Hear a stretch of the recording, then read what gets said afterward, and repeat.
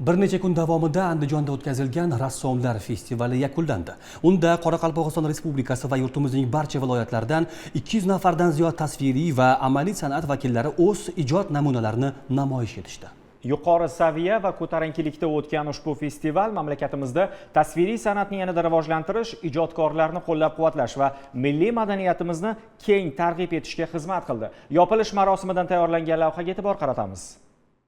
Viloyatimizda ilk marta o'tkazilgan rassomlar festivalining taqdirlash marosimi tantanali tarzda tashkil etildi. Bobur shahri shu kuni kuy-qo'shiqlar va raqslar og'ushida qoldi desak, aslo mubolag'a bo'lmaydi. Jami hisobda respublikamizning barcha hududlari va qo'shni mamlakatlardan kelgan 200 ga yaqin rang tasvir ustalari o'zaro bellashgan festival yakunida hakamlar hay'ati tomonidan g'oliblar saralab olindi. Eng yaxshi rang tasvirchi rassom, eng yaxshi haykaltarosh, eng yaxshi fotorassom va eng yaxshi grafik rassom nominatsiyalari bo'yicha g'oliblarga diplom, festival ramziy haykalchasi va pul mukofotlari bilan taqdirlandilar. Eng yaxshi grafik rassom nominatsiyalari bo'yicha g'oliblar diplom, festival ramziy haykalchasi va pul mukofotlari bilan taqdirlandilar. E'tiborlisi, Grand Prix g'olibligini qo'lga kiritgan rassomga prezident tomonidan yengil mashina taqdim etildi. Bu ham ijodkorga yanada buyuk asarlarni yaratishga ilhom bag'ishlagan bo'lsa ajabmas.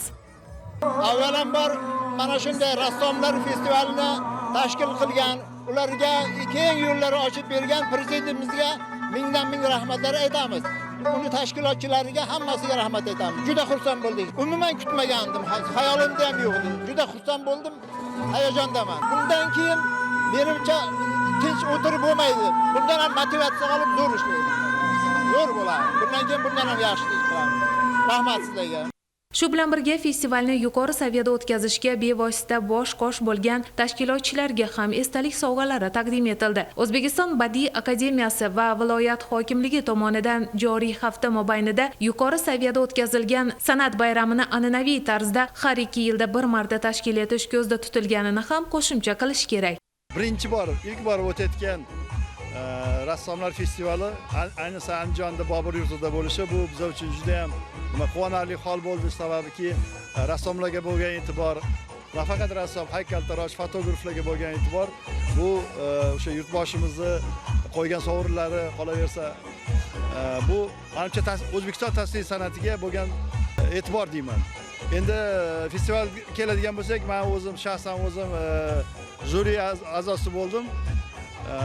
11 kishidan iborat juri hay'ati bo'ldi. Bu juda ham murakkab jarayon bo'ldi. Ayniqsa bizlar uchun. Sababiki hamma rassom o'zigacha yaxshi. O'zini dunyosi, o'zini uslubi, o'zini dunyo qarashi bor. Qilgan asarlarni buni yaxshi, bu yomon deb bo'lmaydi. Shuning uchun saralash jarayoni ovozga qo'yildi. Taqdirlash marosimi davomida yangragan kuy-qo'shiqlar, raqslar g'olib va sovrindorlarning kayfiyatiga kayfiyat qo'shdi desak, yanglishmaymiz. Bayramona muhit obod, osoyishta yurtga mana shunday tantanalar yarashishini yana bir bor yaqqol ko'rsatib qo'ydi. Mana bugun Andijon shahrimizda, ota-ona yurtimda juda ham chiroyli bir tadbir bo'lib o'tdi. Bu ham bo'lsa, mana shu Bobur shahrida rassomlar festivali bo'lib o'tdi. Va bu yerda biz mana ko'rishimiz mumkin, festivalda turli xil yoshda yoki yo'nalishda suratlar olgan, ya'ni ijodini rivojlantirib borayotgan mutaxassislarni ko'rdik va men juda ham faxrlandim. Yana bu festivallar nima beradi? Festivallar ijodkorlarimiz uchun yanada o'zini ustida ishlash uchun yaxshi bir imkoniyatlarni beradi. Va bugungi festivalda ijodkorlarga rag'batlantirish ham bo'lib o'tdi. Bu o'z navbatida ijodkorlarimizni yana ham o'zini ustida ishlashga yana ham kuch-quvvat beradi.